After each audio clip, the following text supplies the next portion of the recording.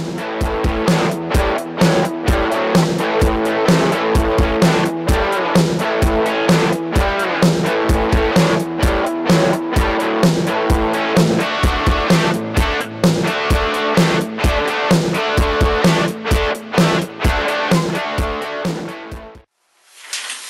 to Let's Talk About Sex. Today we're answering your questions from the steamiest place to have sex, The shower.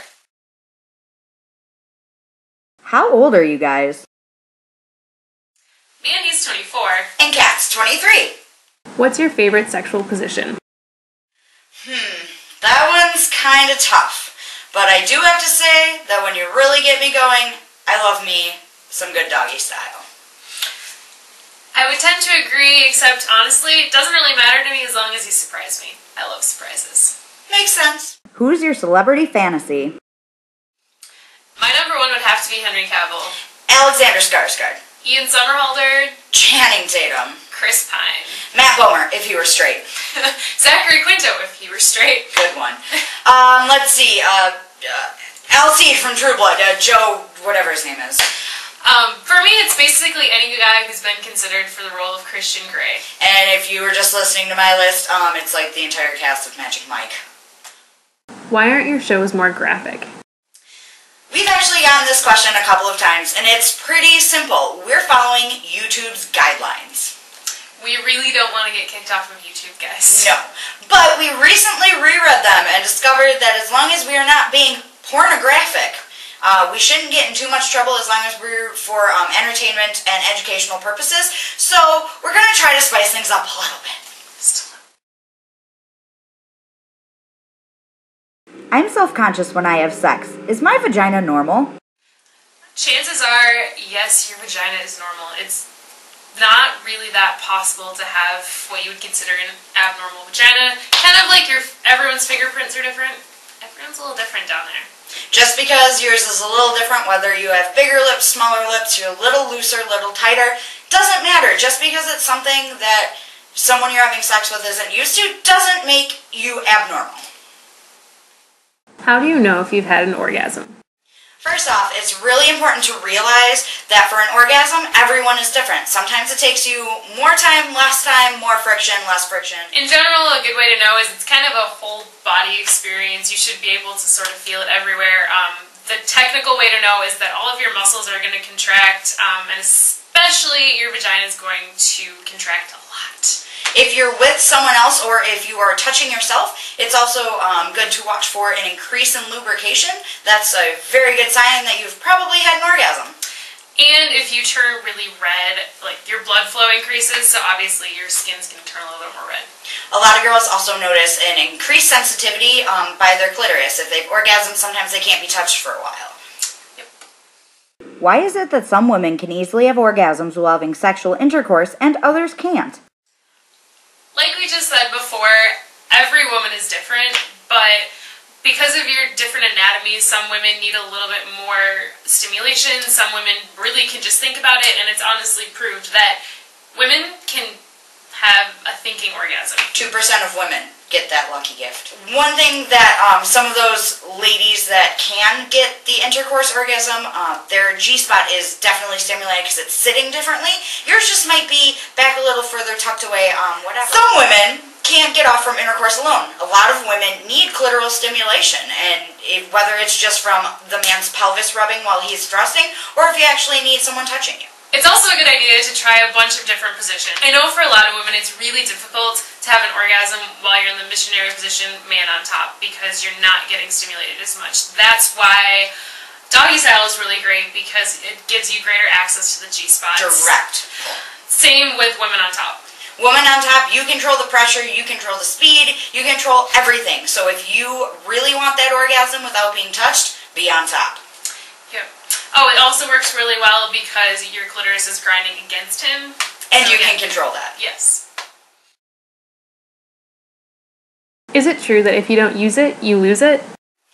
First off, we're not quite sure what it is. If you are referring to your penis, no, it's not going to fall off.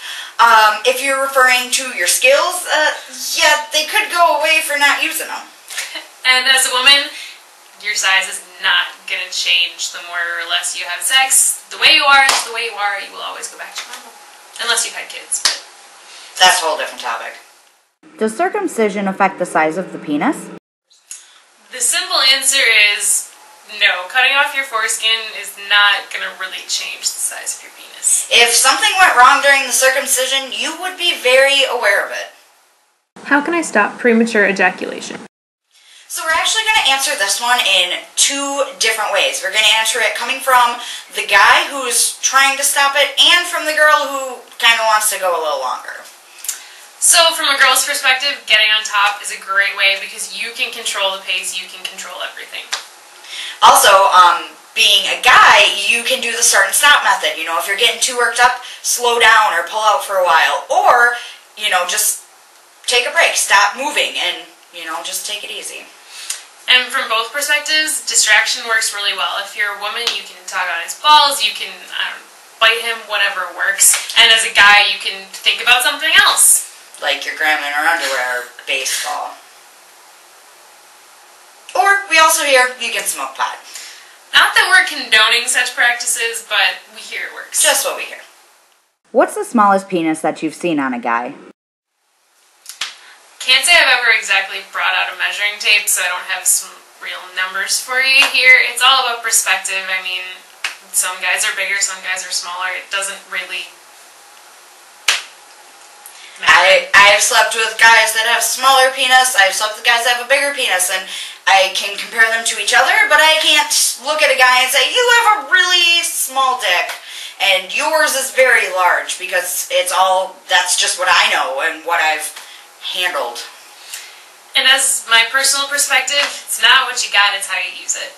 It's not the size of the boat, it's the motion in the ocean. Does the size of a guy's penis affect your opinion about him or your decision to date him? This answer is really simple. 1, I don't tend to find out before I date a guy the size of his dick. I don't ask him to drop trow and bust out the measuring tape. And 2, basically the answers for me is no. Absolutely not. Doesn't matter at all. How do you convince a woman to have anal sex if she says your penis is too big? First of all, you can't really convince a woman to do something she absolutely, completely does not want to do. Consent is the #1 most important thing when it comes to sex. Doesn't matter what the reason is. If it's because your dick is too big or because she just doesn't want to, you can't convince someone to do something they don't want to do. But you can arm yourself with information.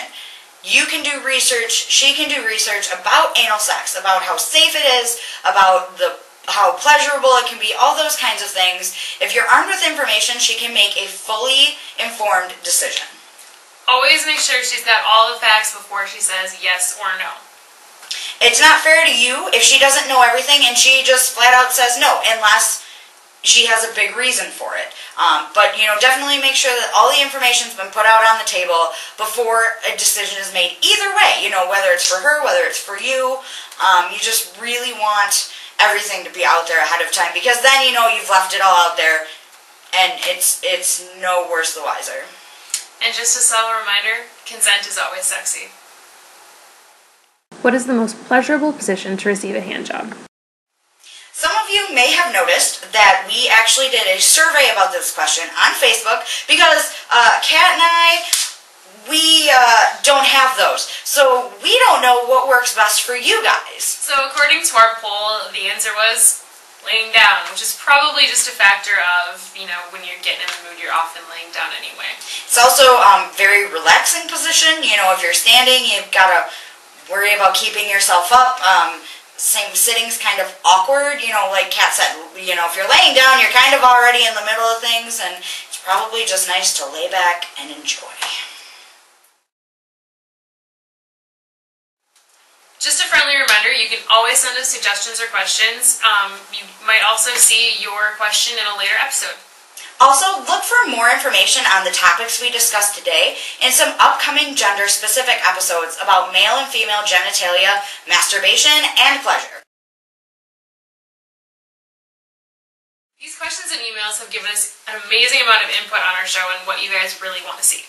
Thank you so much for giving us input on this episode. This episode truly was built by the fans for the fans. And watch out for another question and answer show at a later date. Because this one was fun. And as always, stay smart, Stay safe, and stay classy.